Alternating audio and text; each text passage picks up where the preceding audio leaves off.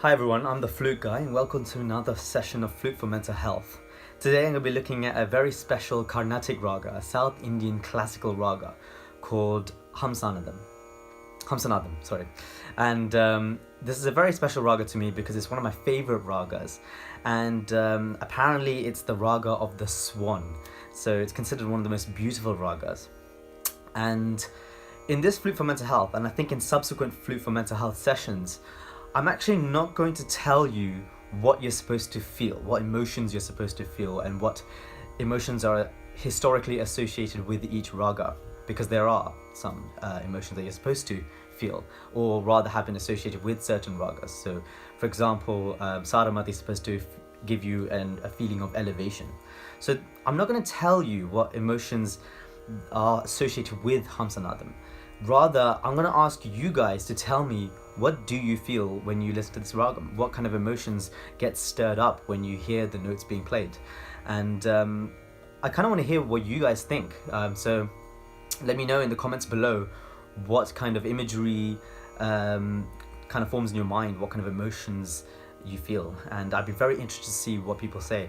And I want to see if there's a lot of agreement, if there's a lot of people feeling very similar things. So it's just something for me to see.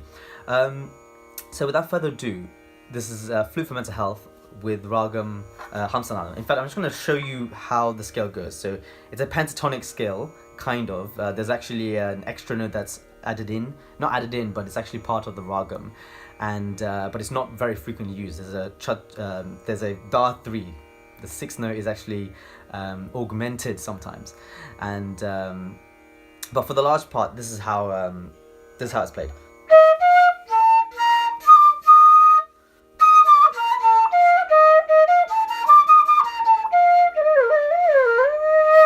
There's a very famous composition called Panduri Digole.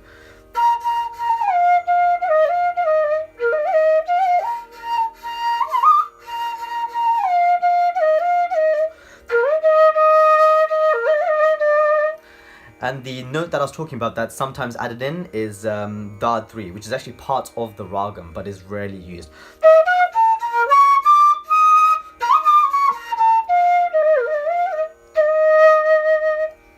So this is Rag Hamsanadam.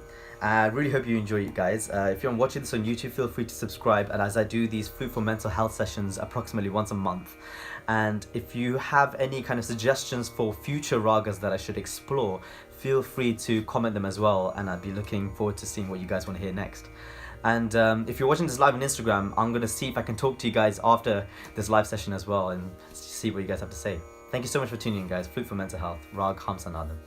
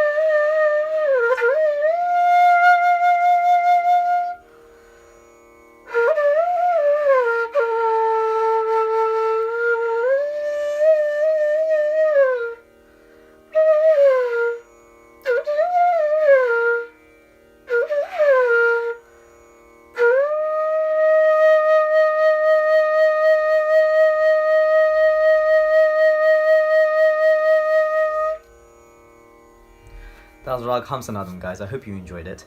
I want to just touch on one little thing which is quite interesting. When I play the bass flute, I use a technique called transposing. And it's a very interesting technique that's used commonly in Western classical music and is quite rare in Indian classical music.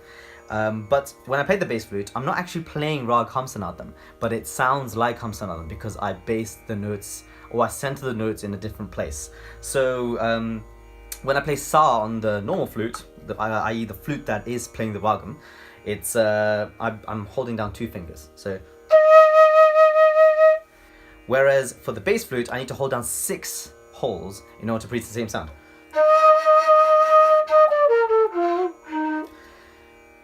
And the Ragam that I'm actually playing is actually not Hamsanadam, it's actually Gambhira Nate. So when you play Hamsanadam from pa to pa, it actually becomes Gambhira. So sa di ma pa ni sa ni pa ma di sa. But when I play from pa, it becomes Gambhira. Sa di ma pa pa ni sa di ma pa ma di sa ni pa sa ga ma pa ni sa ni pa ma ga sa. So that's actually Gambhira Nate.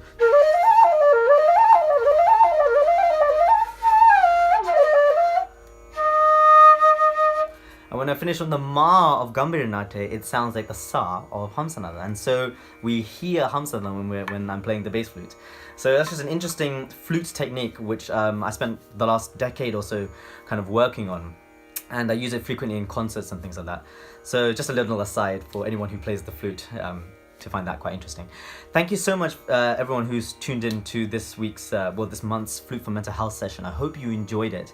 Let me know in the comments below what kind of emotions you thought of, what kind of imagery that your mind conjured up. And I'd be very interested to see what Hamsanadam's place in the modern world, as it were, what it makes people feel today. Because we know what emotions it made people feel hundreds of years ago, because there's records of this in ancient Indian texts and also in research studies over the past few decades. But I'm very interested to hear what you guys feel, and let me know. And also please let me know what kind of scales or ragas or moods you would like me to explore in future subsequent Flute for Mental Health videos. I'm also hoping to start doing Flute for Mental Health videos with other musicians as well, start getting more people on board with this and start collaborating using Flute for Mental Health as a platform. And hopefully at the end of the day we can use this music to make us escape from everyday drudgery, but also bring awareness to mental health, which is something that I'm really passionate about. So at the end of the day, thank you so much for tuning in and making it this far in the video. I really appreciate your time, and I hope you have an amazing day, evening, morning, wherever you are, and thank you so much once again. Flute Guy out.